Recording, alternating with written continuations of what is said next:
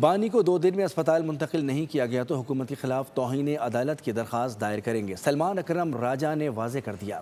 اسد قیصر نے کہا کہ لانگ مارچ مؤخر کرنے سے متعلق فیصلہ مشاورت سے ہوگا۔ اسد عمر بولے کہ بانی پی ٹی آئی کو اسپتال منتقل کرنے کا فیصلہ خوش آئین ہے۔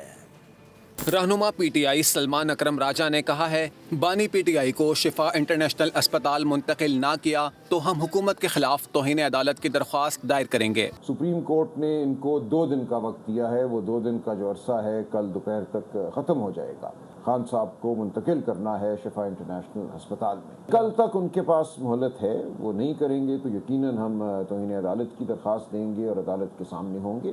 رہنما پی ٹی آئی اسد قیصر کا کہنا تھا کہ اسپیکر قومی اسمبلی نے ملاقات کی درخواست کی ہے۔ ملاقات میں بانی پی ٹی آئی کی صحت پر بھی بات چیت ہوگی۔ ان کا کہنا تھا کہ لانگ مارچ مؤخر کرنے سے متعلق فیصلہ مشاورت سے ہوگا۔ بیک ڈور رابطے کوئی نہیں، جو سپریم کورٹ کے آرڈرز ہے، احکامات ہے، اس کو امپلیمنٹیشن کے لیے ہم رابطہ کر رہے ہیں۔ دیکھیں وہ ایک کلیکٹیو ڈیسیجن ہے، وہ مشاورت سے اس کے اوپر کوئی فیصلہ ہے۔ سابق وزیر خزانہ اسد عمر نے بانی پی ٹی آئی سے متعلق عدالتی فیصلے کو خوش آئین قرار دیا۔ اللہ کرے کہ کسی اچھائی کا پیش خیمہ ہو، ابھی تو صرف صحت کا معاملہ ہے تو فی الحال تو اسی پہ فوکس ہے۔ اسد عمر کا کہنا تھا کہ امید ہے معاملات بہتری کی طرف مائل ہوں گے۔